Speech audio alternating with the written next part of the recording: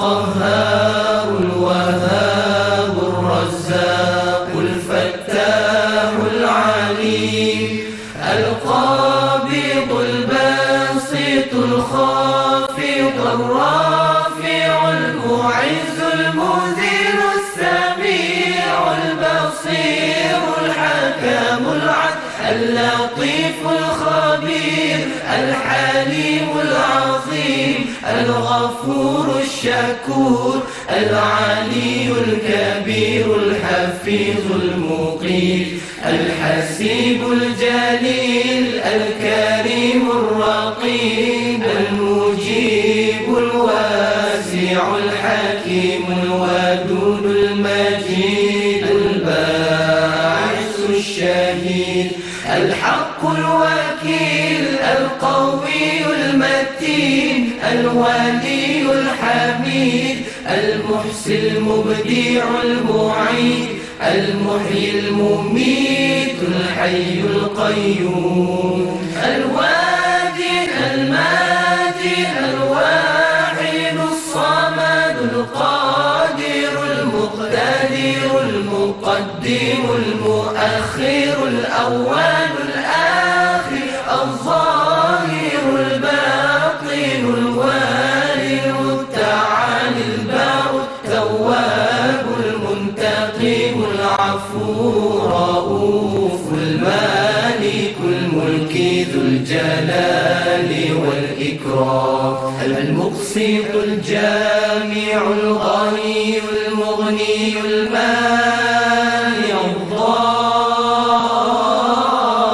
الضار النافع النور الهادي البديع الباقي الوارث الرشيد الصبور الذي ليس كمثله شيء وهو السميع البصير اللهم صل أفضل الصلاة على أسعد المخلوقات كسيدنا محمد وعلى آله وصحبه وسلم عدد معلوماتك ومداد كلماتك كلما ذكرك ذاكرون وغفل عن ذكره الغافلون.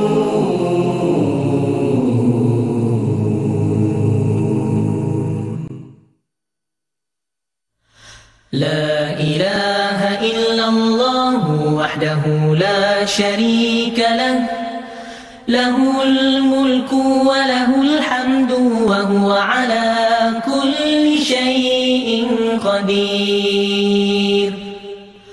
لا إله إلا الله وحده لا شريك له له الملك وله الحمد وهو على كل شيء قدير.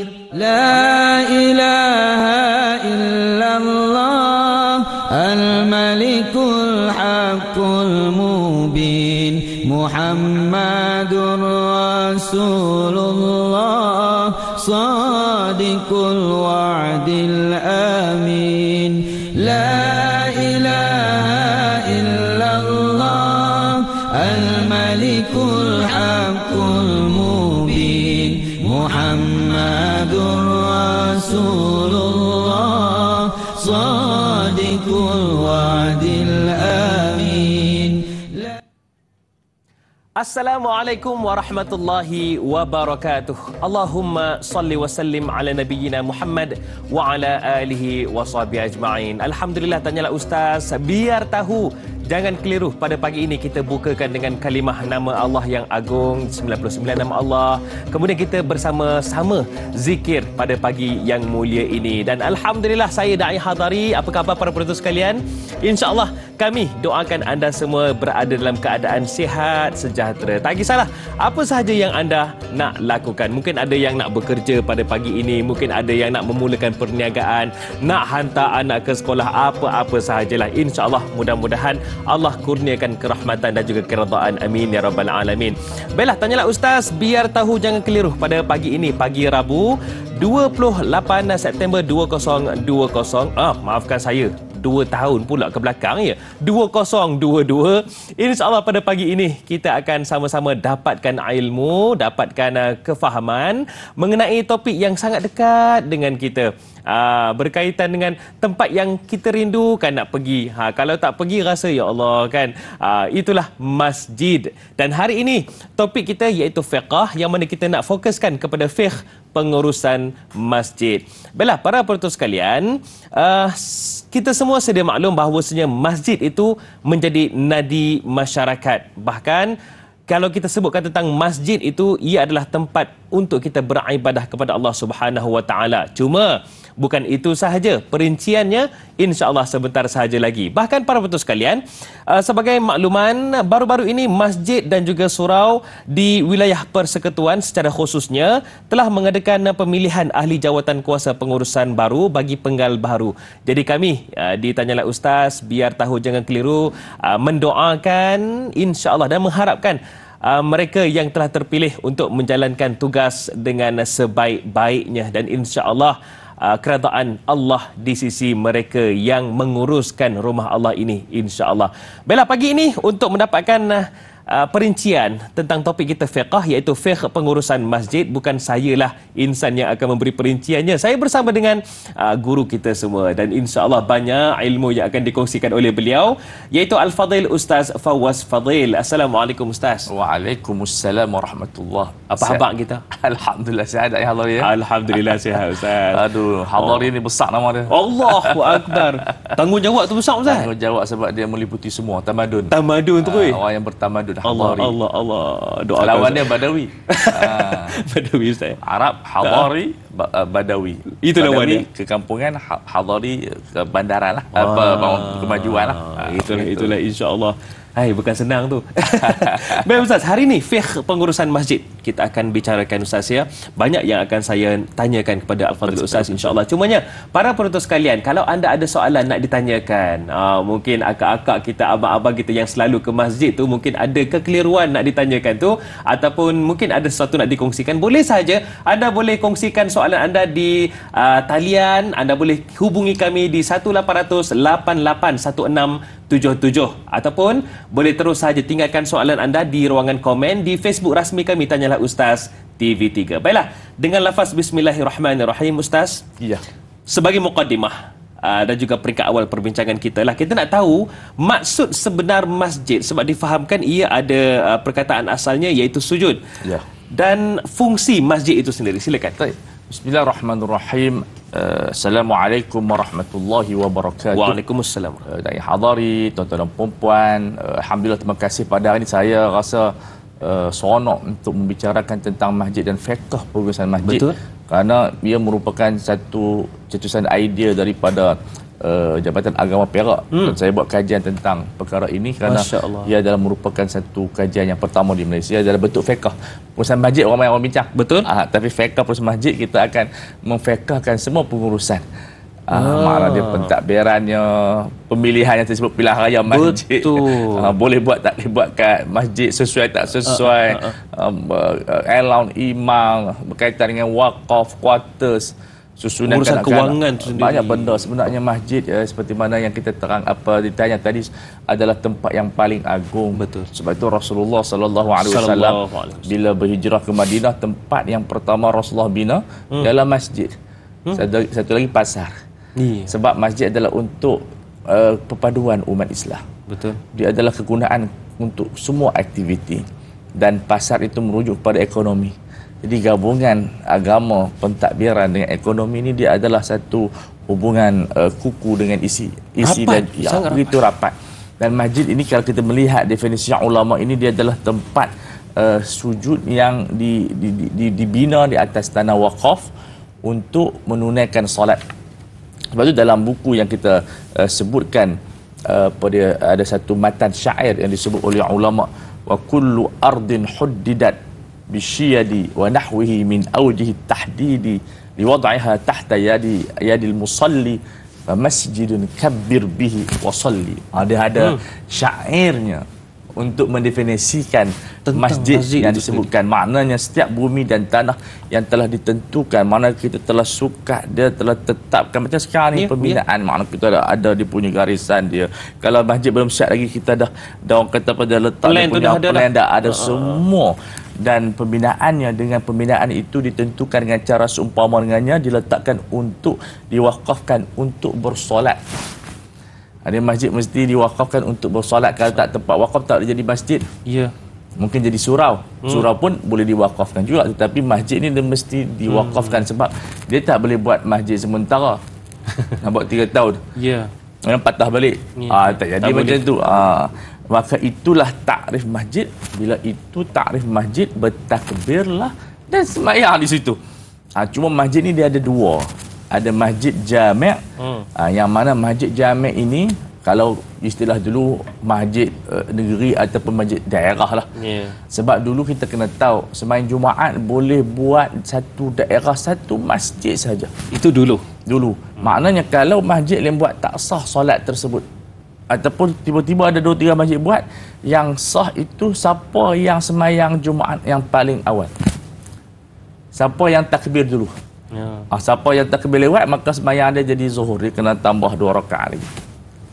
Jadi itu dulu. Tetapi nanti saya teranglah, banyak lagi orang nak tanya sebab isu berat. Okay? Kemudian kita ada masjid jamaah, masjid yang dilaksanakan solat 5 waktu. Yang ni makna dia, tapi cuma tak dapat buat Jumaat lah. Cuma bila dalam sistem undang-undang kita, masjid ini di bawah untuk buat Jumaat di bawah kuasa mufti. Jadi ahli kuasanya yang akan menentukan masjid mana yang boleh buat Jumaat, jami' atau tidak. Walaupun tidak jami', kan surau pun boleh buat Jumaat, tapi kena dia ada syarat dia. Kalau di Selangor, tak silap saya, setiap 5 km pada itu baru kira jarak.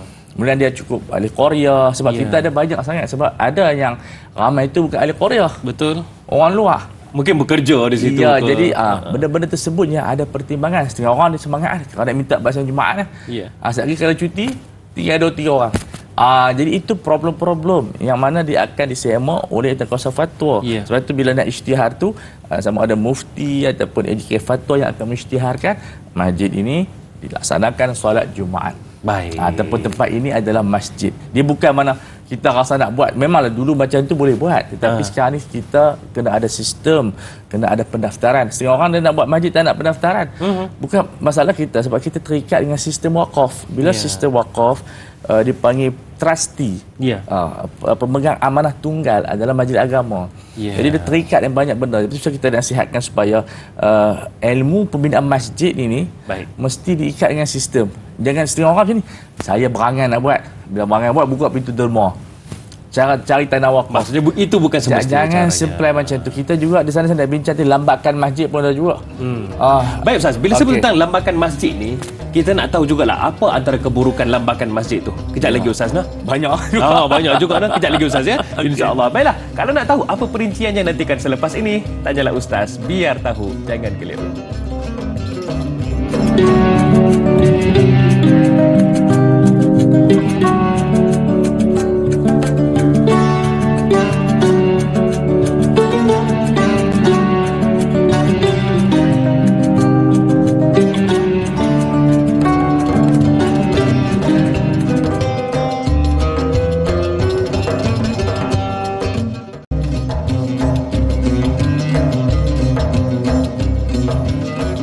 Di mana saja anda berada, Alhamdulillah, terima kasih kerana terus menonton Tanyalah Ustaz, biar tahu jangan keliru. Yang mana medan ini kita bawakan pelbagai topik dan kita tampilkan ahli panel kita yang berbeza latar belakang. Namun tujuannya satu sahaja, kita berkongsi kefahaman dan ilmu tentang pelbagai topik tersebut. Dan hari ini kita sangat bertuah, kita bicarakan tentang fiqh, topik besarnya, yang mana kita fokuskan kepada fiqh pengurusan masjid bersama dengan Al-Fadil Ustaz Fawaz Fadil.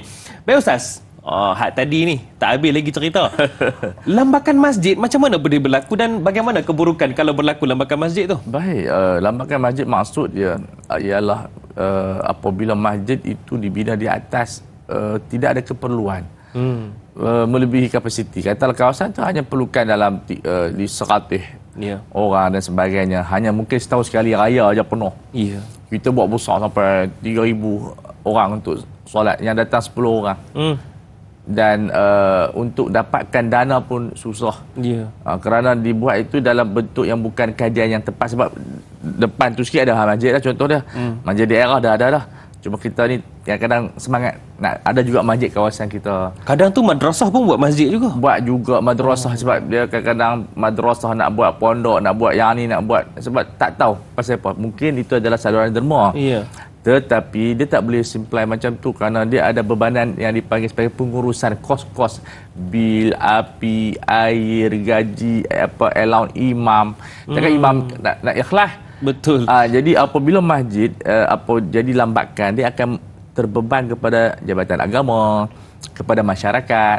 Masyarakat dia ada derma yang lain juga. Betul. Bukan dia tak mau derma kat masjid, tapi sekiranya masjid cukup banyak.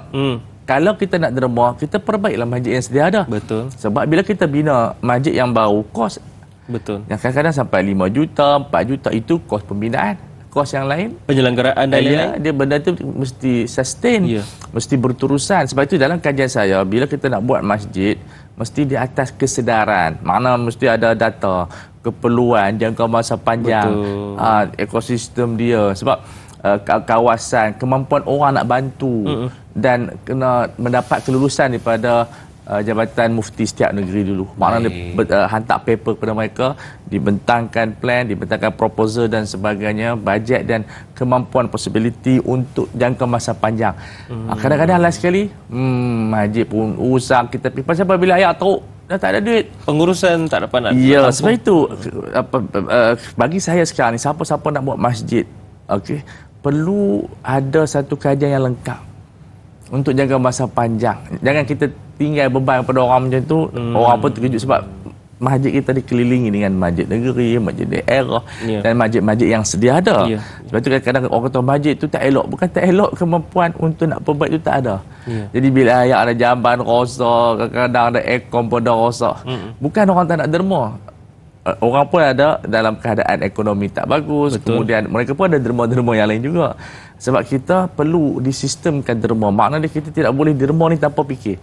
Sebab mereka duk tafsir macam mana? Bagi tangan kanan, tangan kiri tak sedap. Itu tafsiran yang kajian saya, bagi saya tak tepat. Sebab kalau tak sedap, kita tak tahu duit tu berapa kita bagi. Betul. Sedangkan dalam Islam, dia suruh kira apa zakat 25%. Betul. Bukan kita bagi macam tu. Maksud dia yang Rasul sebut tu, hatta ta'lama la ta'lama shimalu, sampai tangan kiri tak tahu tu mana keikhlasan. Dia panggil kinayah kepada ikhlas, bukan kinayah kepada tak tahu. Ambil berapa tahu saya tak mau tahu. Maksudnya kita kena tahu juga betapa efektifnya pemberian kita. Sebab dalam kaedah perbelanjaan, dalam syariah menunjukkan al-infaq aqallu min ad-dakhli. Nak berbelanja mesti kurang daripada gaji. So bila kurang daripada gaji, dan Quran pun sebut qulil af, kena surplus. Derma tu mesti surplus. Makna lebihan daripada pendapatan kita yang sedia ada perbelanjaan asasi. Jadi mesti kira, wajib kira. Jadi bila kita terjemah, saya kira nanti Tuhan bagi. Yang tu lama-lama celau. Sebab agama kita bukan sombromo. Dia pengurusan dia dalam finance kita ada panggil Islamic accounting. Kita ubah accounting tu ada Islamic sikit, ada perkiraan zakat sikit dan sebagainya. Sebab kita tak mau dah pemikiran yang buat kerja tak tahu. Betul. Jadi keluar resit tak ada, invoice tak ada, apa semua itu adalah kepatuhan syariah. Invoice apa dia resit untuk kita tahu barang terima tak terima. So masjid kena ada satu sistem yang memang diaudit dan sebagainya, tetapi kita nak kemaskan lagi untuk dijadikan semua di bawah payungan fiqh. Jadi kalau nak sistem audit dan sistem itu yang terbaik, perlulah kita elak lambakan masjid tu, Ustaz. Perlu maknanya kita bukan halang masjid. Sebab saya punya kajian ialah pada ibadat pun ada pembaziran. Iaitu Rasulullah larang seorang sahabat ambil wuduk berlebihan di sungai. Sekarang sungai kalau kita ambil lebih, tak ada apa. Bukannya membazir pun. Dia terkejut. Tetapi rupanya itu adalah sistem penjagaan air. Supaya air itu tak ada pembaziran walaupun ambil wuduk. Okey Ustaz, ini soalan ni ramai yang anak muda masih lagi samar-samar. Ya. Masih keliru lagi. Orang tua-tua pun rasa. Biar tahu jangan keliru. Soalan daripada Izzara Zulaika di Facebook. Ni orang perempuan ni. Katanya, apakah perbezaan takrifan surau dan masjid menurut pandangan Islam? Baik, Surau ke masjid? ia merupakan khilaf di kalangan fuqaha. Cuma di segi enactment di Malaysia, saya ambil contoh di Perak lah. Makna dia, surau dia berlainan dengan masjid. Dari beberapa aspek dan dia hampir sama. Cuma aspek asasinya surau ni tak boleh buat iktikaf dan orang perempuan tak boleh masuk lah. Jadi walaupun ada sebahagian tokoh di Malaysia dengan kajian dia menyatakan surau ni masjid dan itu disebut dalam Hasyiah Jamal. Maknanya musalla ni mengambil hukum masjid. Cuma bila diteliti sebagian ulama dia tambah lagi kefahaman tu yang dikatakan surau itu masjid boleh diiktikaf dan perempuan tak boleh masuk, mesti surau tu wakaf. Kalau surau wakaf? Ya, kalau macam dekat surau di supermarket, surau di pejabat tak boleh lah. Ataupun surau mana di taman yang tidak diwakafkan. Hanya dalam bentuk pemberian majlis agama. Agama pemandaran ataupun taman tu dia bagi apa satu lot tapi bukan dalam bentuk wakaf. Hanya untuk kegunaan. Jadi dia tidak mengambil hukum masjid. Cuma di sini enactment dia bagus. Walaupun pendapat ni mengikut kajian saya dia adalah dhaif dalam mazhab Syafi'i. Tetapi dia bagusnya senang lah orang perempuan nak pergi nak pergi dengan ceramah, kena kahwin, dia ada haid. Jadi bagi saya tak apa walaupun ni pendapat ni dhaif tetapi telah dienactmentkan dia jadi kuatlah. Cuma orang duk problem aku boleh niat iktikaf tak? Jadi sebenarnya ulama di Malaysia kata niat bila iktikaf sebab dia tak melibatkan apa-apa kes apa pun. Jadi tapi secara pastinya masjid adalah tempat yang mana boleh beriktikaf. Itu dia punya benchmark dia. Sebab tu kalau kita surau tak ada nawaitu al-i'tikaf tu. Sebab dia mengikut pada enactment. Tapi kalau dah mereka ada orang belajar, dia mengaji fiqh, dia tuk guru, dia nak iktikaf. Tapi syaratnya mesti tanah tu tanah wakaf. Kemudian yang kedua, surau orang perempuan haid boleh masuk. Dia boleh duduk situ. Tapi kebersihan tetap kena jaga walaupun boleh masuk. Saya boleh masuk darah keluar apa semua tu. Jadi dia kena berhati-hati di situ. Kemudian masjid orang perempuan haid tak boleh masuk. Mereka keadaan darurah. Begitu juga berjunub dan seumpama dengannya. Dan dia ada hukum yang khas saya ceritakan panjang tapi ada masa panjang ni tak apa kita bagi sikit-sikit. Kalau nak tahu dengan lebih lanjut boleh ke media sosial Ustaz Selano. Ya, sebab saya sekarang di Perak kita round semua daerah Perak. Subhanallah. Kita bagi penceramah tentang fiqh masjid kepada semua imam-imam yang ada lebih kurang 400 masjid di negeri Perak. Teluk Intan pergi Ustaz? Semua daerah. Tanya kampung teman tu. Kampung Mika? Iya. Awak sejak pergi Perak ni pandai juga cakap Perak. Lain macam orang Kedah cakap Perak. Hidupnya. Okey Ustaz. Soalan ini berkaitan dengan apa yang Ustaz sebutkan tadi. Berkaitan dengan i'tikaf. Ini pun cantik juga kalau kita tanyakan di bahagian 1 fiqh iaitu fiqh pengurusan masjid ni. I'tikaf. Allah Subhanahu Wa Taala melalui Rasulullah Sallallahu Alaihi Wasallam menggambarkan ketinggian masjid dalam Islam itu terbukti apabila masjid itu kita masuk niat i'tikaf maka ia dikira sebagai pahala khusus iaitu pahala i'tikaf. Mungkin Ustaz boleh fahamkan kami semua. Silakan Ustaz. I'tikaf ini dia macam khalwah lah. Dia satu rawatan jiwa. Sebab itu disebut al-lubthu. Mesti duduk. Seorang ulama kata tak apa berdiri sekejap tak apa. Tapi yang bagusnya kita duduklah. Kerana bila kita i'tikaf, dia adalah satu perkara yang kita nak fokus mengabdikan diri kepada Allah. Jadi kelebihannya dia berlaku, dia macam kalau haji dipanggil wukuf. Tapi wukuf ni lain daripada i'tikaf sebab dia di tanah. Tak ada niat, tak ada tahiyatul masjid. Tak ada di sana, cuma nak sebut bagi nama dia wukuf. Kalau kita duduk situ berdoa. Jadi sebab itu disyariatkan niat. Sebab ada orang pergi masjid tapi tidur lah. Jadi ada hukumnya tidur di masjid. Apa hukumnya? Nanti kita bincang. Hukum masjid tutup. Habis malam tutup. Malam tutup. Sedangkan masjid ni untuk semua orang. Jadi sebab bila masuk masjid niat kita adalah untuk berzikir. Mana berzikir itu sesuai dengan kita i'tikaf, duduk. Sebab duduk ini kita boleh bermuhasabah. Kalau kita duduk kat seseorang tu sakit duduk kat hospital, duduk kat bilik emergency dia duduk saja. Sebab itu tabiat nak dirawat. So bila masuk masjid, keistimewaan dia kita boleh beriktikaf, pahala yang berganda walaupun kita nak rehat. Walaupun kita sekadar duduk. Kita duduk. Sebab itulah kita kena ada ilmu. Bila kita masuk buat tahiyatul masjid 2 rakaat, Waktu masjid ni tidak ada waktu tahrim. Ya. Mana kalau kita dah habis sembahyang asar dah, kemudian kita pergi masjid lain tanpa ada niat semata-mata untuk tahiyatul masjid, bila kita masuk masih disunatkan tahiyatul masjid walaupun waktu tahrim. Waktu dilarang solat dan kita niatlah niat i'tikaf. Pahalanya berganda-ganda, itulah kelebihannya. Kenapa? Kita cuba membersihkan jiwa kita. Rijalun yuhibbuna an yatatahharu. Allah memuji golongan lelaki ataupun merangkumi wanita yang suka membersihkan dirinya di masjid. Subhanallah. Baik Ustaz, kejap lagi kita nak kaitkan juga dengan apa yang kita bincangkan ini dengan sirah Nabi SAW. Cumanya sekejap je lagi Ustaz ya. Silakan rehat dulu. Baik, nantikan selepas ini Tanyalah Ustaz. Biar tahu, jangan keliru.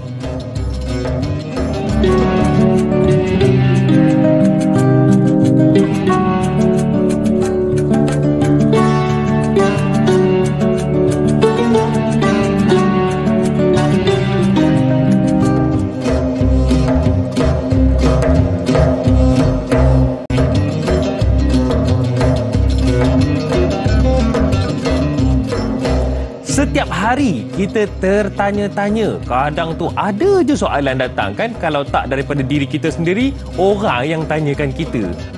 Macam-macam soalan pula tu. Bahkan kita runsing sebab pelbagai masalah yang membelenggu diri kita. Jadi jawapan dan juga jawapan kepada persoalan dan juga penyelesaian semuanya ada dalam Tanyalah Ustaz. Biar tahu, jangan keliru. Baiklah, pada pagi ini para penonton sekalian, kita sembang-sembangkan, kita dapatkan manfaat daripada perbincangan kita. Topik besar kita fiqh pengurusan masjid. Para penonton sekalian, masjid bukan pergi hari Jumaat aja. Pergilah kalau boleh semaksimum mungkin, seoptimum mungkin. Kalau tak dapat pergi Zuhur, Asar, datanglah Maghrib, Isya, insya-Allah. Baik Ustaz, kita masih lagi bersama dengan Al-Fadhil Ustaz Fawaz Fadil. Satu soalan yang cantik Ustaz daripada Ruby. Ruby Abu Bakar di Facebook kita dari ni. mana tu? Katanya bagaimanakah kronologi pengurusan pembinaan masjid pada zaman Nabi SAW? Itu yang pertamalah. Yang kedua, siapa yang menentukan dalil pensyariatan masjid itu berbeza-beza mengikut 4 mazhab? Silakan. Yang ni orang mengaji ni. Sebenarnya dalam sejarah Rasulullah beli tanah daripada seorang sahabat. Dia nak bagi free. Tapi Rasulullah ni sebab kajian menunjukkan masyarakat tak terbina di atas konsep free-free ni. Sebab tu Rasulullah dia baginda bermuamalah dengan orang Yahudi. Padahal boleh dapat free. Sebab kalau dapat free, dia akan tidak terbina masyarakat. Disebut dalam kaedah la yubnal mujtama' 'alal ithar. Ithar ni ada tempat tertentu, maksudnya tak apalah saya tolong kamu. Kalau semua macam itu tak berjalan ekonomi. Betul. So Rasulullah bayar juga.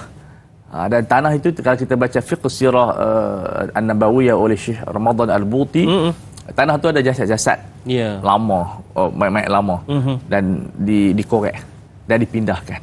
Di sini menunjukkan bahawa kalau dalam tempoh yang lama, tanah yang lama usang, perkuburan yang diperlukan oleh kerajaan, diperlukan oleh masyarakat sebagai al-hajah ammah. Di Kedah dulu pernah berlaku peristiwa pengorekan kubur. Nanti mungkin kita akan ulas kubur banyak isu yang mana dipindahkan mayat-mayatnya.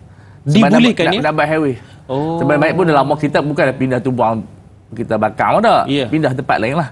Tulang-tulang tersebut. Sebab kalau tak buat highway, jalan kecil sangat. Betul. Jadi Majlis Fatwa Kedah pada tahun 1998, masa itu saya form 6, sebab ada pergaduhan silah, ada setengah tuk guru tak setuju lah, apa kata kubur tak boleh korek. Tapi kalau tak korek susah lah. Betul. So kita tengok peristiwa Rasulullah menjadi pedoman sebab kita boleh pindahkan mana-mana perkuburan orang bukan Islam, bukan kita hancurkan, kita pindah tukar ke tempat yang lain dan bina masjid di situ. Ini dalam konsep orang panggil convert lah. Macam di UK convert gereja jadi masjid. Sebab Islam ni dia boleh jadikan haram tu halal dengan beberapa syarat. Dia bukan dia ni Islam ni innovation. Ini fikrah innovation Rasulullah SAW. Dia buat daripada pelepah kurma dan saiz dia 40 kaki je. Asalnya Masjid Nabawi tu ya. Kecil. Kalau kita pergi tu yang kapet hijau tu. Kat Masjid Rasulullah tu kecil je itu, tempat bobo tu. Sebab itu yang pahala banyak tu. Solat di Masjid Hadza. Maksudnya Raudhah itu adalah asalnya Masjid Nabawi. Masjid Hadza tu yang dapat 1000 pahala tu. Kat situ. Jadi yang lain tu khilaf. Kita belakang. Kita punya lah duduk sah belakang. Sah belakang tu pahalanya besar. Cuma adakah sama dengan kawasan tapak kaki asal tu? So saiz sangat kecil berdasarkan zaman dululah. Konsep sederhana. Kemudian dibesarkan di zaman Sayyidina Umar. Sayyidina Umar ni bila dia tengok orang dah mula masuk Islam, ziarah Rasulullah sallallahu alaihi wasallam, dia beli rumah-rumah termasuk rumah isi-isi Rasulullah sallallahu alaihi wasallam. Lahirlah satu fiqh politik pula. Kerajaan boleh ambil secara paksa, beli secara paksa. Ni rumah-rumah Rasulullah ni. Betul. Kalau Sayyidina Umar tak buat macam tu, pakai kecil macam tu, orang Islam ada 2 bilion. Sebab kita kemaslahatan umat lah. Betul. Setengah orang ni, orang kata apa? Kerajaan rampai rumah. Bukan rampai rumah. Beli secara paksa. Kerajaan yang boleh buat macam tu. Kalau orang yang tak faham, ni kerajaan zalim, ambil secara paksa. Memang kena paksa. Nak buat jalan raya. Betul. Jadi daripada konsep Sayyidina Umar itu terciptalah fiqh kerajaan ada hak melalui siasat syariah. Bukan rampai. Rampai tu salah istilah tu. Ambil. Rampai ni tak bayar langsung. Rampai tak bayar langsung. Ni ada compensation. Ada pampasan. Maka sahabat semua bersetuju sebab orang dah mula masuk Islam. Betul. Jadi ini di antara sejarah kronologi dia. Kalau nak baca detail, buka fiqh sirah An-Nabawiyah oleh Syekh Al-Allamah Dr. Ramadan Al-Buti rahimahullah. Sebab kita nak cerita panjang banyak lagi. Betul. Ya. Kemudian berkenaan dengan 4 mazhab. Sebenarnya di Malaysia kita ada enactment. Iaitu kita berfatwa dulu dengan mazhab Syafi'i yang muktamad. Itu di enactment dia. Dulu saya terlibat di JAKIM, kita buat iaitu saya sebagai penilai dipanggil manhaj fatwa di Malaysia. Dan ada 50 muka surat. Kalau orang nak minta JAKIM macam mana cara berfatwa di Malaysia. So kalau tak boleh selesai dengan mazhab Syafi'i, mufti-mufti akan tengok 4 mazhab yang lain. So yang menentukan ini adalah mufti dan jamaahnya. Bila masuk mesyuarat, mereka yang akan mesyuarat yang mana sesuai. Tapi selalunya dia akan sebut mazhab Syafi'i dulu sebab dia dalam enactment, kerangka enactment. Kemudian kalau tak mampu selesai masalah, dia akan pindahlah kepada mazhab ni. Macam kita ada wasiat wajibah. Wasiat wajibah tu pendapat Ibnu Hazmin. Dalam mazhab 4 betul tak? Jadi dalam mazhab 8 baru ada. So benda tu kalau pemasyarakat soalan macam ni tahu, dia itulah kepentingan mufti. Itu pun ditentukan melalui musyawarah. Ya, sebab fatwa di Malaysia ni kalau tak masuk dalam mesyuarat tak nama fatwa. Betul. Sisi undang-undang dia mesti masuk dan dibentangkan dalam jamaah, dan dibenekkan, kemudian diluluskan, baru nama fatwa. Itu fatwa rasmi nama dia. Tapi kalau fatwa daripada ulama-ulama yang bukan mufti, itu dia panggil fatwa ilmu. So kita ada 2 fatwa. Cuma enactment dia tak bagi sebutlah tu fatwa, takut orang keliru. Tapi di segi usul fiqh, fatwa adalah satu jawapan syar'i kepada kes daripada pakar. Pakar fiqh. Itu penentuan dia. Ni pun dah ada orang ni. Orang yang terkenal. Macam mana Ustaz boleh tahu? Kita nampak kasyaf kan, kasyaf. Saya mata tu ada tapi ada kasyaf ni. Dahsyat, Ustaz boleh tahu. Ya, betul. Sekarang ni Ustaz kita pemanggil di talian Haji Omar Abdul Majid. Assalamualaikum. Waalaikumsalam warahmatullahi wabarakatuh. Dai Hadari dan Ustaz Fawaz Fadil. Saya Omar Abdul Majid dari Felda Cini Timur 3, Pekan Pahang.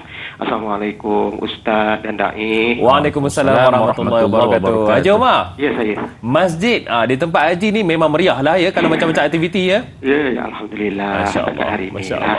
Jadi soalan ni, silakan. Saya nak terus pada soalan buat Hadari ya. Jadi soalan ni gini, Ustaz. Kita kalau saya Afi lah, kita cakap belah utara pasal Ustaz dia biasa, saya rasa dia utara. Orang Kedah. Ya, orang Kedah. Tak apa, kita cakap faham tak apa.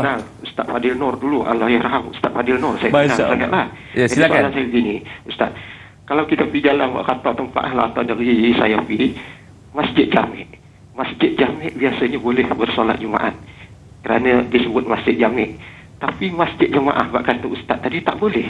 Soalan saya, apa bezanya antara Masjid Jami' ataupun Masjid Jemaah ini? Yang jemaah tak boleh, Jami' boleh membuat solat Jumaat ini. Itu soalan saya Ustaz dan Dai. Terima kasih banyak Ustaz dan Dai. Assalamualaikum. Waalaikumsalam warahmatullahi wabarakatuh. Sebagai pencerahan semula Ustaz, mungkin Ustaz boleh kongsikan. Soalan yang sangat bagus. Itu definisi fiqh masjid yang lama. Maknanya dulu masjid tak banyak boleh buat solat Jumaat. Ya. Dia mesti masjid jami' yang mana dia menghimpunkan orang ramai untuk mendirikan solat Jumaat. Jadi sebab dulu fiqh dia macam tu. Dulu fiqh satu daerah hanya satu masjid. Jadi masjid lain untuk sembahyang 5 waktu lah. Kemudian bila dia sehari Jumaat semua pakai pergi sembahyang masjid tu lah. Ini yang berlaku di zaman Rasulullah. Semua sembahyang di masjid, tidak sembahyang di masjid Quba. Sembahyang di masjid Rasulullah. Kita masjid Quba tu kita pergi sekarang dah sembahyang dululah. Kita tak kedengaran sembahyang masjid, sembahyang Jumaat di masjid Quba. Dan pahalanya sama dengan umrah tu yang kita pergi sembahyang. Sembahyang duha kat situ, sembahyang hajat, Allah seronok pergi sana kan. Lama tak pergi, Allah tak kembalikan kita. Kemudian zaman berzaman bila ada masyarakat, orang Islam makin ramai. Betul. Jadi bila orang Islam makin ramai, dia perlu kepada al-hajah. Maka ulama meletakkan kaedah al-masyaqqah tajlibu taysir. Jadi bila ulama bincang daripada mazhab Syafi'i, mazhab Hanafi, kalau kita buat macam tu, ramai letak sembahyang Jumaat.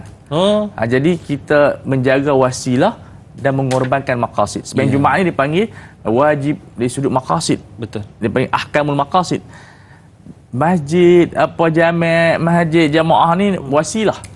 Jadi diringankan pada wasilah, yang mana tak diringankan pada maqasid. Takkan kita nak korbankan ramai tak sembahyang Jumaat disebabkan masjid disebabkan kecil. Isu masjid. Sebab tu masa kita Covid 5 orang apa kita bagi, 12 orang apa kita bagi sembahyang untuk AJK sajalah.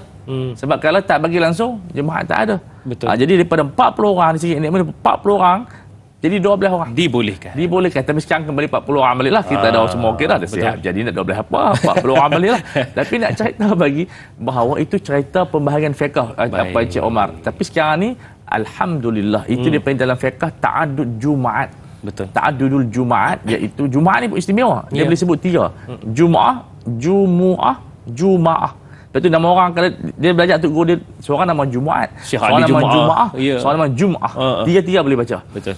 So makna dia sekarang ni tak ada masalah. Yang penting mendapat keizinan daripada pihak berkuasa, iaitu Majlis Fatwa, dia bagi izin untuk Jumaat. Selesailah, tak ada istilah jami' ataupun istilah masjid jamaah. Ini adalah istilah fiqh yang lama. Betul. Macam orang Al-Ustaz lah, dulu Masjid Zahir je. Masjid Zahir. Sekarang ni Masjid Bukhari. Macam-macam ada masjid. Kesana ke sini. Begitu. Itu KL Ustaz. Pergi sana pergi sini Ustaz. Ya, kita hybrid sikit. Okey Ustaz. Sar Rashid. Soalannya sangat-sangat cantik untuk saya tanyakan, saya bawakan. Okey. Terdapat perbezaan antara fungsi dan tujuan pembinaan masjid pada zaman Nabi SAW dengan masjid yang ada pada zaman sekarang. Apakah ia Ustaz? Tapi ia bukan perbezaan sebenarnya. Kita nak bawakan kembali apa yang Rasulullah lakukan ketika selesai terbinanya Masjid Nabawi. Silakan Ustaz. Baik, dari segi matlamat tak ada perbezaan. Cuma dari sudut pengurusan dan dari sudut perkara-perkara yang tak boleh buat. Mana dulu ada majlis ilmu, semua ada di situ. Mesyuarat politik pun kat situ.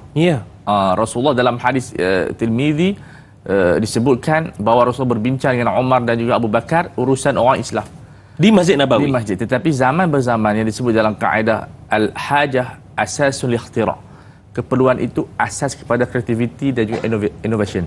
So tak sesuai nak panggil menteri apa semua buatkan masjid. Betul lah. Kemudian dia akan sekarang ni akan membawa kepada conflict of interest sebab politik zaman sekarang ni berparti. Sebab tu dalam enactment tuanku dia tak bagi siapa-siapa di Selangor dan di mana-mana orang politik ceramah di masjid. Takkan nak berparti di masjid kan? Haram. Kempen pilihan raya pun tak boleh buat di masjid. Betul. Sebab tu tuanku tak bagi siapa-siapa yang pegang jawatan politik pun tak dibenarkan dan ditarik balik tauliah. Itu bukan dia isu politik. Tuanku tak nak ada conflict of interest. Dia more kepada governance lah. So tak mau lah nanti kalau masjid tu jadi markah.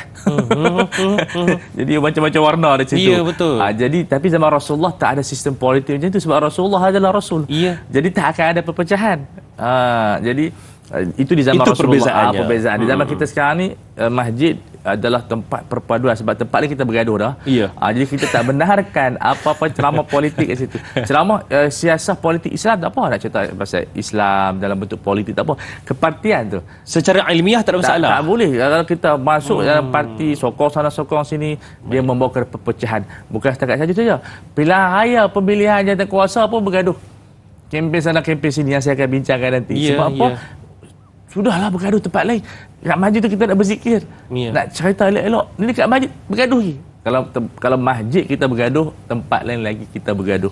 Itu peranan dia. Matlamat tak berbeza. Cuma cara pengurusan agak berbeza. Dah ada, dulu pun dah ada tok siak. Tapi tok siak sekarang ni dibayar. Dia bayar gaji dan sebagainya. Jadi sebab apa? Sistem menuntut kepada keadaan menuntut pada sistem yang lebih menjaga masjid daripada banyak kes kecurian lah, apa salah guna. Zaman Rasulullah tak ada orang curi. Sekarang ni letak saja barang curi, tong semua curi, kapek curi, Quran pun ada masjid tengah orang curi Quran jual dekat pasar malam. Allahu Akbar. Mikrofon pun kena curi. Kesian untuk imam cari mikrofon. Baik Ustaz, insyaAllah kejap lagi kita akan sambung lagi perbincangan kita. Baik. Jadi kepada anda semua, jangan ke mana-mana. Kembali lagi selepas ini. Tanyalah Ustaz, biar tahu, jangan keliru.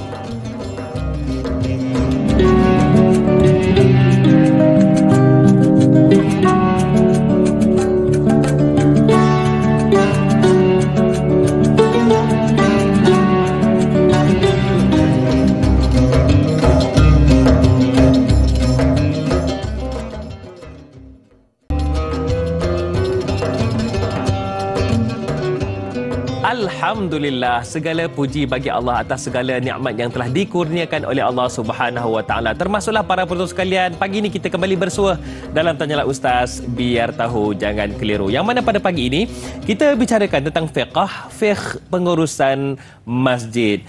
Kalau ada soalan tu, apa ditunggu laginya? Artinya boleh kaburkan soalan tu, boleh tinggalkan di Facebook rasmi kami Tanyalah Ustaz TV3 ataupun boleh hubungi di talian 1-800-88-1677. Itu dia cara untuk anda tanyakan soalan. Macam Haji Omar tadi, terus telefon tu. Baiklah, masih lagi bersama dengan Al-Fadhil Ustaz Fawaz Fadhil. Baik Ustaz, soalan daripada tapi sebelum kita nak bawakan soalan sahabat kita, ada soalan yang mungkin kita nak bawakan jugalah soalan ini. Ramai tertanya-tanya Ustaz. Ya. Sekarang ni ramai yang ada yang takut untuk pergi ke Masjidil Aqsa. Bahkan difahamkan ada pendapat yang menyatakan kalau perkara tersebut membawa kepada isu keselamatan, maka kita diharamkan pergi ke sana. Tetapi ada yang menyatakan ia adalah, ini berdasarkan hadis Nabi SAW, ia adalah masjid yang kita kena pergi. Jadi macam mana Ustaz? Mungkin pencerahan daripada Ustaz. Dalam kajian saya dalam buku ini, kita berpegang kepada konsep asas ijma' yang menyatakan Imam Nawawi menyebutkan bahawa ijma' menziarahi Masjid Aqsa selain daripada dua masjid utama. Maka kita kekalkan hukum menziarahi tersebut. Cuma di sana mungkin ada halangan-halangan yang mana kita kena bayar duit kepada tentera, pasport dan sebagainya. Itu haram li ghairi. Makna dia kalaulah benda tu haram lah, dia tidak membatalkan pensyariatan menziarahi Masjid Aqsa. Kerana bila kita mengharamkan Masjid Aqsa seperti yang telah difatwakan oleh ulama khususnya almarhum, yang insya-Allah kita akan mungkin ambil masa sikit ujung doa untuk guru kita, imam kita Al-Allamah Al-Imam Yusuf Abdullah Al-Qaradawi, yang menyebabkan saya bersedih hampir 2 hari. Sebab dia adalah guru kita, dia adalah segala-galanya adalah ulama. Tapi tetap kita ada pandangan yang mengatakan kalau kita mengharamkan tu, orang Islam akan lupa Masjid Aqsa ni. Takkan pergi lah. Jadi mafsadah lupa dan tak ambil berat tu lebih besar daripada kita bagi duit kepada tentera.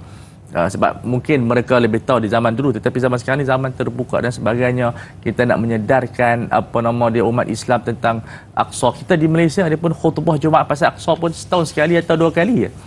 Itu menunjukkan kita jauh. Sedangkan Masjid Aqsa ini dia adalah merupakan qadiyah umat Islam, isu umat Islam. Dia bukan isu orang Arab. Maknanya dia bukan milik orang Palestin. Sebab itu saya gariskan panduan untuk Masjid Aqsa ini. Yang pertama, dia tidak dibatalkan pensyariatan dia. Makna dia terus kita boleh pergi. Cuma kalau kita terlibat dalam, contoh dia membantu orang bukan Islam, Yahudi ataupun Zionis, dosa tu kita tangguhlah.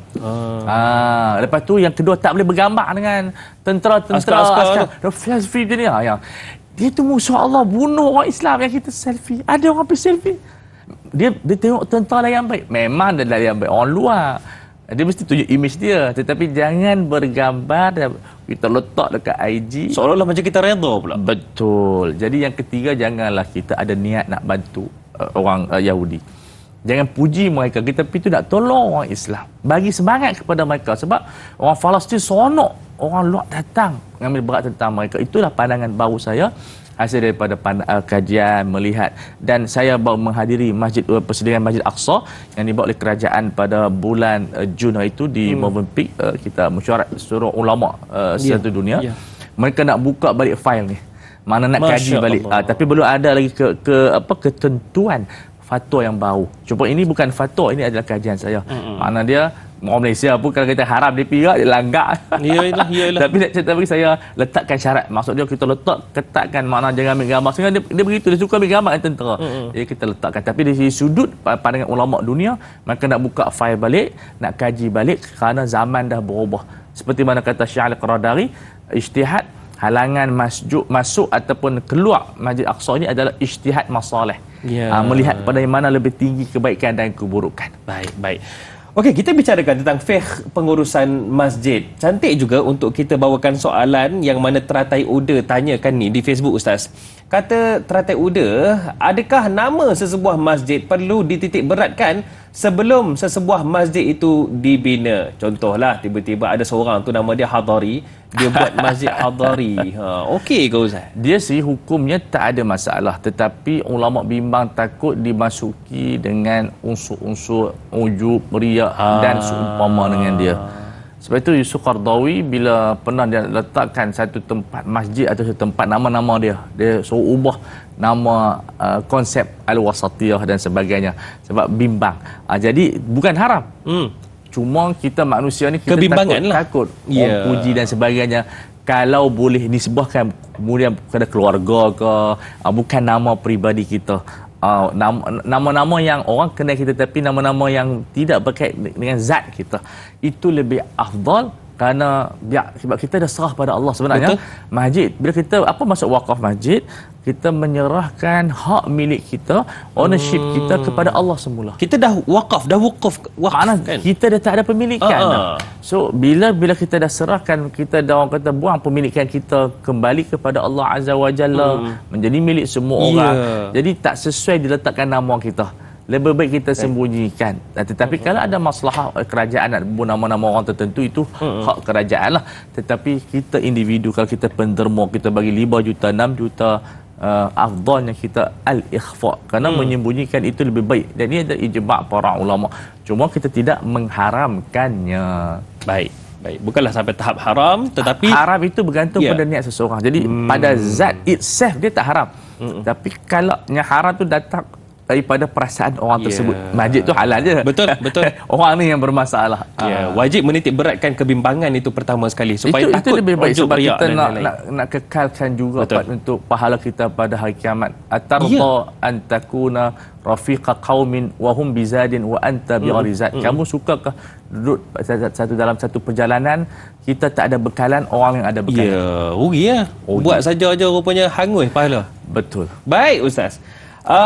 Soalan ini soalan daripada saya sebab nak bagi gambaran kepada masyarakat di luar sana yang menonton ni Ustaz. Betul. Betapa pentingnya untuk kita lipat gandakan kerjasama, berkorban untuk membantu dalam usaha pembinaan masjid ni Ustaz. Baik, Rasulullah SAW pernah dibantu masyarakat Muhajirin dan Ansar dalam pembinaan Masjid Nabawi. Bila Rasulullah kata kita buat masjid, semua tak ada yang membantah, semua terus gembeling usaha. Apakah antara kelebihan bagi mereka yang membantu dalam pembinaan sesebuah masjid? Lil wasaili hukmul maqasid. Membantu ni adalah wasilah. Jadi dia merupakan pelengkap. Jadi dia dapat pahala insya-Allah. Wa ta'awanu 'alal birri wat taqwa. Sebab itu dalam Islam konsep pembinaan masyarakat yang dibina oleh Rasulullah, ada orang yang tak mampu bagi barang, dia tolong. Tak mampu bagi duit, dia tolong tenaga. Sebab tu dalam hadis sebut kita setiap hari ada sedekah. Sampai kita tolong angkat orang naik kenderaan dia pun dapat pahala. Betul. So kita sekarang ini yang dipanggil sebagai pemikiran membina. Mana innovation lah. Kita tak mampu nak bagi benda yang sangat besar, kita bagi yang kita bagi sekalian termampu. Ini yang disebut sebagai la yukallifullahu nafsan illa wus'aha. Yang dikeluarkan oleh ulama nama dia fiqhul mustata'. Maknanya fiqh berdasarkan kemampuan kita. Jadi di sini kita nak menunjukkan semua orang boleh menyumbang. Fikrah ini diambil daripada siapa? Diambil daripada peristiwa Nabi Allah Ibrahim bila dibakar, ada burung kecil siram ayam. Maknanya dia ingin menyumbang. Begitulah sumbangan-sumbangan burung hut-hut. Sampai M. Nasir buat lagu hut-hut. Begitu cerita dia. Tapi hut-hut ni nak menyumbang kepada Nabi Allah Sulaiman, nak bagi tahu Balqis ada di sana. Tidak kena sembelih burung hut dah. Sebab itu orang kata kadang-kadang yang nak melaksanakan kerja yang besar mesti disempurnakan oleh orang kecil. Yang ajak anak Nabi Allah, Nabi Adam tanam, bukan malaikat. Betul. Burung gagak. Burung gagak kadang-kadang boleh diselesaikan oleh burung gagak. yang tak dapat diselesaikan oleh menteri. Maksudnya Ustaz, apabila ada peluang, kita kena bantu sedaya upaya mungkin. Kehidupan ini kena jadi macam angin. Kata ulama, angin ni tak boleh tampak ruang kosong, dia akan masuk, dipenuhi. Baik. Kita belajar kan banyak dalam ilmu fizik. Angin ini adalah makhluk yang mana sentiasa memenuhi ruang kosong. Baik. Bayangkan para penonton sekalian, kalau kita dapat laksanakan, kita bantu untuk pembinaan masjid itu sentiasa dikunjungi, dijadikan tempat ibadah, bagaimana pahala untuk kita yang membantunya.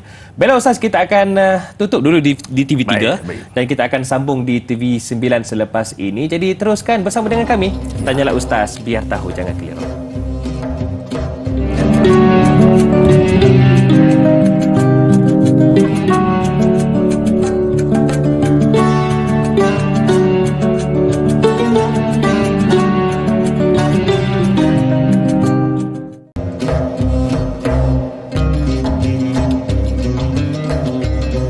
Terima kasih para penonton sekalian kerana masih terus setia bersama dalam Tanyalah Ustaz. Biar tahu jangan keliru. Saya nak bagi kreditlah kepada para penonton sekalian kerana teguhnya kami berdiri di sini. Kuatnya kami, utuhnya kami kerana tatapan dan juga tontonan serta sokongan anda semua. Terima kasih para penonton sekalian. Baiklah, hari ini Tanyalah Ustaz, biar tahu jangan keliru. Kita bicarakan tentang fiqh, iaitu fiqh pengurusan masjid, yang mana kita bersama dengan Al-Fadil Ustaz Ahmad Fawaz Fadil. Baiklah Ustaz, saya suka untuk bawakan soalan ini juga mewakili bagi mereka, iaitu orang kurang upaya.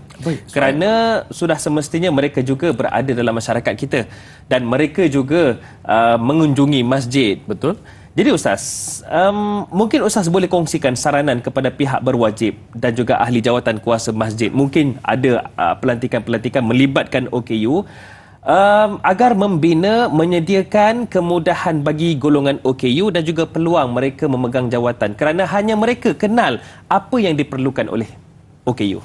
Baik, bagi saya ia merupakan salah satu sunnah hasanah kalau kita mewujudkan peluang jawatan dan pekerjaan kepada OKU. Dan ini sudah dilakukan oleh Sayyidina Rasulullah sallallahu alaihi wasallam bila berperang dalam perang Uhud. Rasulullah melantik Abdullah bin Abi Ummi Maktum yang buta menjadi imam. Jadi imam. Jadi sebab itu ulama kata apa? Boleh orang buta menjadi imam. Dan ia merupakan ijma'. Bahkan kadang-kadang mereka lebih khusyuk daripada orang yang tidak buta. Kerana mereka itu tidak pernah nampak maksiat. Betul. Jadi mereka lebih fokus. Kita tahu Abdullah bin Maktum ini adalah ayat yang diturunkan kepadanya. Ya. Abasa wa tawalla an ja'ul a'mah. Betul. Golongan OKU buta ini. Tapi dia mesti syarat lah. Maksud dia tidak boleh OKU yang kurang upaya yang total. Mana pekak, buta, bisu, tak boleh jadi imam lah. Tapi kalau suara dia sedap, macam kalau di Mesir, sebahagian guru saya adalah buta. Mereka adalah profesor. Jadi pensyarah, hafaz kitab. Jadi kita nak juga menaikkan taraf. Sebab bila mereka jadi imam, bukan imam yang pertama, imam yang ketiga, imam yang kedua yang mungkin tidak melibatkan pengurusan dalaman masjid. Sebab mereka tak nampak. Tetapi mereka dilibatkan. Nombor imam ada golongan buta. Di situ kita akan mengangkat darajat mereka. Mereka pun ada pendapatan. Mereka boleh sara keluarga mereka. Jadi sebenarnya OKU ini mesti diprogramkan sejak daripada zaman sekolah.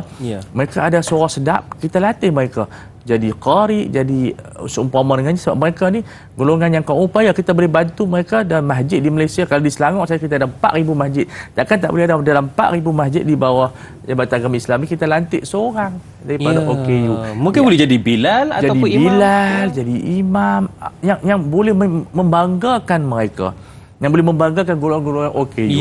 Jadi saya rasa ada setengah masjid bagi, tapi tak ramai, masih belum dalam bentuk orang kata holistik dan seumpama dengannya. Sebab macam tadi Da'i sebut, dia boleh jadi satu benda yang membantu masyarakat memahami golongan OKU, sebab mereka saja yang faham. Mungkin kita ada kelas-kelas kursus kepada OKU yang terbiar dan sebagainya. Mereka boleh bagi ceramah sebab mereka ada jawatan dalam masjid. Dan ini bagi saya, kalau ada innovation, ada satu kaji selidik, kita boleh bantu membuat pemilihan-pemilihan dalam bentuk pemilihan AJK masjid yang secara orang kata apa, pemilihan daripada pengurusi, bukan bertanding atau seumpama dengannya sebagai wakil suara OKU. Kita nak suara anak muda, kita nak suara orang tua, suara wanita, tapi suara OKU macam mana?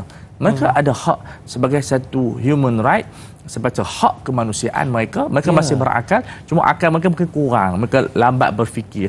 Jadi mereka perlu diberi watak di dalam sebuah masyarakat.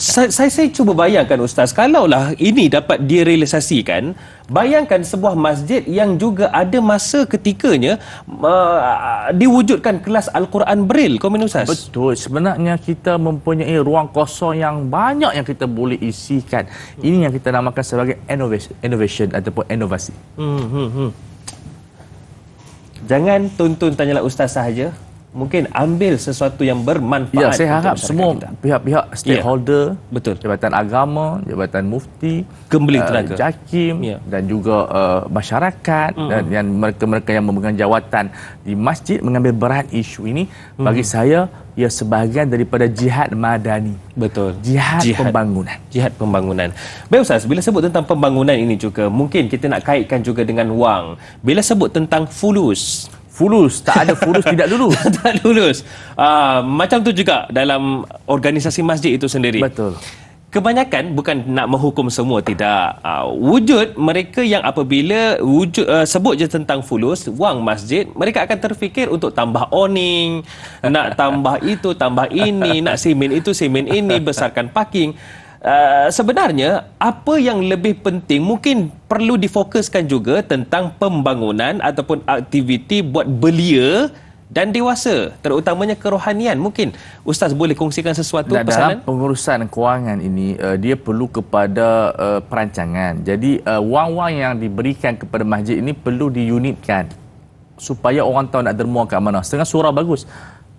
Ini untuk penceramah. Jadi wang tu diuruskan untuk ceramah. Sebab wang ini dibagi pada dua. Wang dalam bentuk wakaf, wang yang boleh dimiliki oleh masjid untuk nak uruskan keperluan. Jadi dalam mazhab Syafi'i dia boleh, cuma saya tak masukkan bab tu selama habis kajian baru saya jumpa pula. Jadi tak apa, kita akan boleh bincang sebab benda ni luas.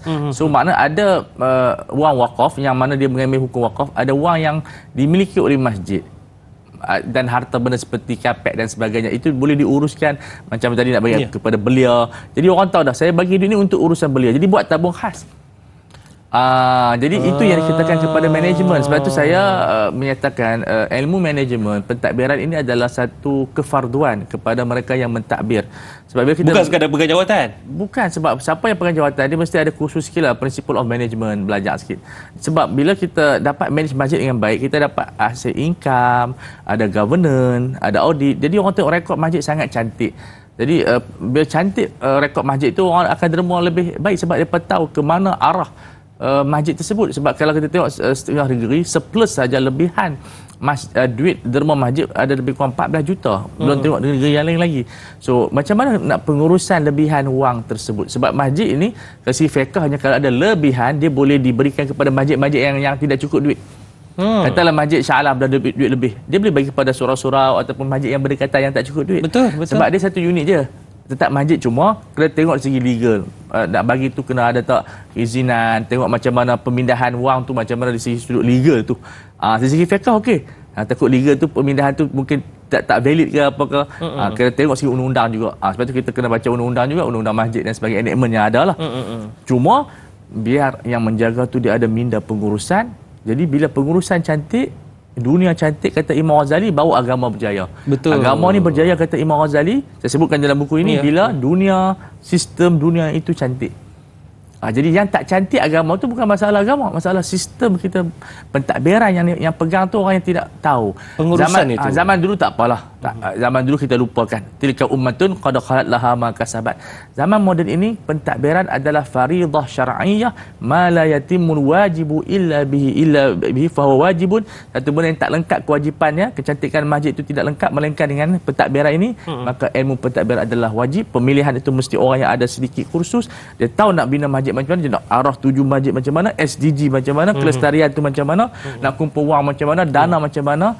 Mungkin dilaburkan kalau letak dalam FD ke mungkin ada deposit. NGO syarikat swasta, ada duit fixed deposit simpan, dia ada lebihan untuk. Jadi sebenarnya masjid dia boleh digarapkan menjadi satu masjid yang dijadikan sebagai tempat yang luar biasa.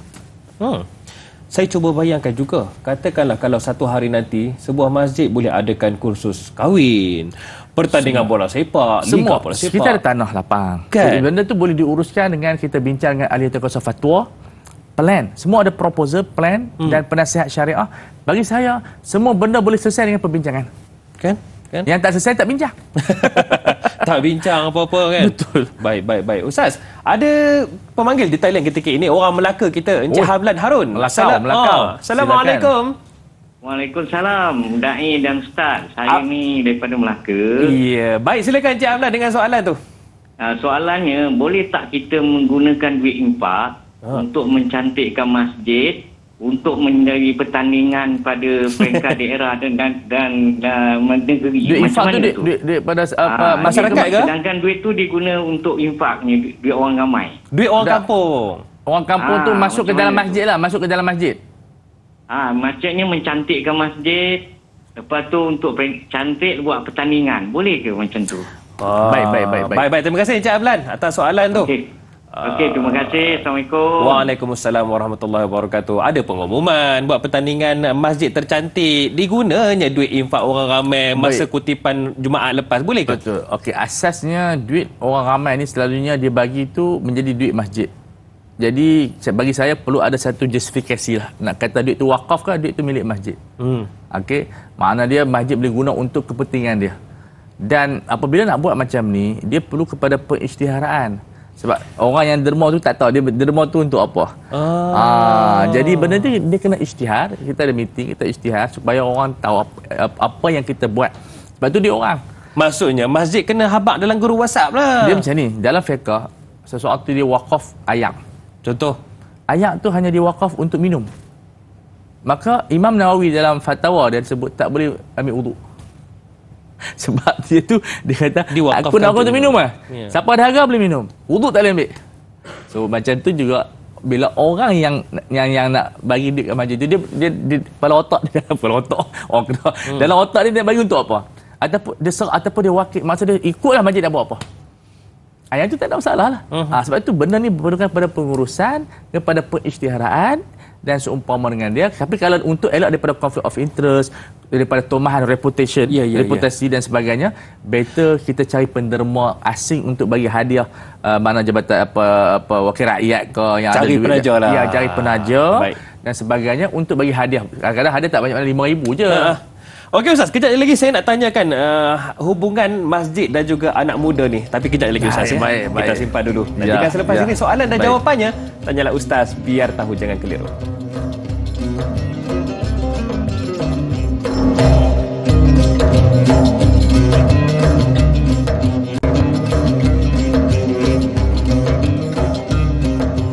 Tanyalah Ustaz, biar tahu jangan keliru. Biar tahu, biar faham ya.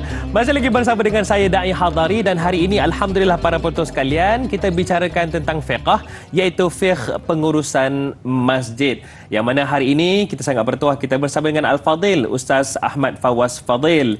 Baik Ustaz, kalau ikutkan bola sepak ni dah hujung-hujung dah ni Ustaz. Pengadil pun nak tiup whistle lah. Lagi semangat. Lagi semangat Ustaz. Keeper pun nak dah. Allah. Cumanya Ustaz, kita bawakan soalan ini dulu daripada Hafiz. Katanya apa kelebihan kita dirikan masjid di pedalaman yang mana masyarakatnya ramai dan jauh dari masjid yang telah sedia ada bagi memudahkan masyarakat setempat untuk beramal ibadah. Maknanya dia pergi masjid yang jauh? Ya. Baik. Tambah-tambah contoh macam Sabah ke, jauh-jauh yang dalam pedalaman. Sebenarnya bila hukum nak pergi ke masjid, tengok masjid yang paling ramai. Itu kaedah dia. Melainkan kalau kita pergi yang masjid ramai tu, masjid yang tak ramai tu terus tak ada orang, barulah berpindah kepada masjid yang tak ada orang tu. Sebab orang harapkan kita. Sebab ini persoalan selalu orang tanya kita. Dia suka pergi masjid jauh sebab ramai. Masjid rumah dia tak orang minat. Sebab ada bergaduh lah, ada macam-macam isu. Dia pergi lari tengok keadaan. Kalau dia tak pergi, tak ada kesan apa, orang pun tak bising, silakan nak pergi jauh. Lagi banyak langkah. Dapat lagi pahala. Itu pertimbangan dia. Tetapi kalau kita pergi, di situ akan membuatkan semayang pun tak ada, orang pun tak cukup, tinggal 2 orang saja, reputasi pun turun. Better kita pergi yang dekat walaupun kita kurang suka. Begitulah kita katakan kalau masjid yang ramai itu takut masjid itu ini contoh ada banyak berlaku golongan-golongan bid'ah dan sebagainya. Zaman dulu lah Mu'tazilah dan sebagainya, kurang afdal semayang di situ. Jadi itu dia punya kaedahnya. Tapi kalau kita pergi yang ramai itu tak menjejaskan yang sedikit, insya-Allah yang ramai itu pahala lebih banyak. Insya-Allah. Kemudian Ismail Mat Isa pula ada soalan. Beliau tanyakan berkaitan dengan jiwa seseorang ni. Kata beliau, apakah peranan fiqh pengurusan masjid yang kita bicarakan hari ini dalam membentuk jiwa dan peribadi seseorang? Dia lebih kepada integriti, lebih kepada mengetahui halal dan haram. Misalnya kita dapat imam dapat patut tak bincang tapi sebutlah contoh quarters. Dia tidak boleh sewa kepada orang lain.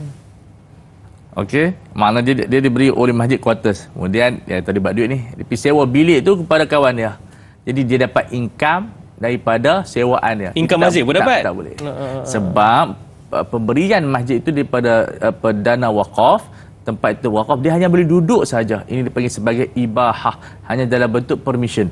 Tetapi bukan dalam bentuk dia boleh berniaga pula, dia buat sewa lah, apalah, dia charge kat orang lain. Kalau kawan nak main tidur tak ada masalah. Sebab konsep dia sama. Dia pergi charge pula, ambil RM50. Ada kata, Hamad tumpah bilik ku lah, ambil RM50. Tak boleh mencari pendapatan tarabuh, mencari keuntungan melalui quarters yang sedia ada di masjid. Oh, tak boleh. Tapi masjid boleh sewa lah banyak untuk pendapatan wakaf. Tetapi dia tu tak boleh buat macam tu. Itu cara dia. Jadi ia ada kaitan juga dengan integriti peribadi seseorang. Peribadi, kepada governance, kepada kejujuran. Maksud dia dia akan membawa kepada nilai-nilai yang menjadikan kita patuh kepada syariah. Termasuk kita memuliakan golongan OKU tadi. Semua. Jadi bila kita fikir masjid ini, dia merangkumi pentadbiran, solat, penulisan dalaman, luaran, wakaf, sampai kepada jenazah, semua. Perniagaan tepi masjid dan seumpama dengan dia masa sembahyang Jumaat. Nak buka, nak tutup. Kadang-kadang orang nak baca khutbah, duk berniaga lagi. Allahu Akbar. Dah khutbah kedua pun, baru nak tutup. Orang nak minum dulu, dia pun malas dengan khutbah. Dia minum dulu. Itu penyakit juga tu Ustaz. Baik Ustaz, ini soalan yang mungkin saya mewakili anak muda di luar sana. Kita nak bawakan juga perbincangan kita ini kepada saranan kita kepada anak muda. Ya, untuk masjid mendekati anak muda. Sebab Syahir Alia ni ada tanya, apakah peranan dan renungan buat semua pemegang amanah rumah Allah?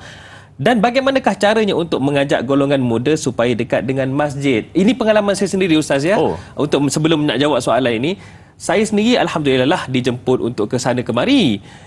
Contoh pernah diberikan satu topik fiqh iaitu taharah dan bicarakan kita tentang mandi haid. Yang datangnya putus haid 10 tahun lepas. Dia ulang kaji. Tak ada yang anak muda tu. Ini macam mana Ustaz? Baik, kajian yang dibuat oleh sahabat saya dalam tesisnya, Al-Fadhil Ustaz Imran, seorang inilah pegawai takmir Masjid Jakim. Dia ada 3 sebab orang muda tak main masjid. Yang pertama, pendidikan ibu bapa. Ibu bapa tak pernah pergi masjid. Kita kadang-kadang bagi tengok tak apa dah. Bukanlah kita katakan bawa pergi selalu, tapi bagi dia kenal masjid. Saya puji satu masjid di Shah Alam. Dia biarkan kanak-kanak duduk. Dia pun tak sembahyang pun. Tapi dia pun duduk dalam masjid. Saya habis sembahyang pun main. Dia pun main lah? Sama. Tapi masjid tu saya tengok ini supaya budak-budak kenal awal masjid. Dia tak perak. Budak perempuan. Dia main ustaz-ustaz. Dia pun tak sembahyang. Dia sama-sama budak 4 tahun.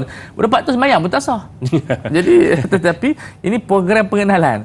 Supaya mereka set ni masjid, seronok pergi. Yang kedua ialah puncanya adalah ketidakkemesraan AJK masjid. Jadi kalau orang pakai mask jin dia halau, kemudian kadang-kadang pergi letak pula. Kanak-kanak jangan duduk soh ke depan. Memanglah kita ada patuh, tapi bila letak macam tu dia kurang besar.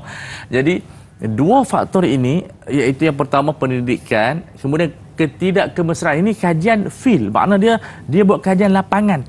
Pasal apa orang muda tak main ke masjid? Di antara yang faktor besar 2 ni, ibu bapa tak pernah ajak, kemudian AJK masjid kurang mesra. Jadi AJK masjid yang marah saya ni kajian, bukan saya yang kata. Betul. Kalau nak marah kat Ustaz Imran, tapi ini hasil kajian lah, dia orang yang hebat. Kajian yang terbukti berdasarkan data dan fakta. Itu punca dia. Allahu Akbar. Jadi kita kena ubah ibu bapa ambil peranan, AJK masjid buat peranan, buat makan. Bagi saya kena buat juga hari makan bersama Mak Rempit. Contohnya. Jadi Mak Rempit datang. Ini adalah ajakan tasawuf yang disebut sebagai ar-rifqu qabla ta'lim. Sayang orang sebelum bagi ilmu kepada orang. Ceramah ni yang kedua ketiga tak apa, tapi kita makan dulu dengan mereka. Sebab budak-budak ni dia suka makan, anak muda ni dia suka makan. Kita dulu zaman belajar dulu letak 1000 sate seorang 30 habis. Tapi main tonton macam saya ni dah 3 batang sate pun dah kenyang dah. Dulu 30 batang kita habis. Anak-anak muda suka makan. Bagi makan, mereka rapat dengan masjid. Apa pendapat Ustaz kalau sebuah masjid tu dia buat pertandingan motor kapcai tercantik? Yang tu jangan bagi kat masjid. Yang tu bagi yang lain. Tetapi kita sebab masjid maksudnya dianjurkan lah. Masjid nak anjur tu tak ada masalah. Cuma jangan buat kat masjid.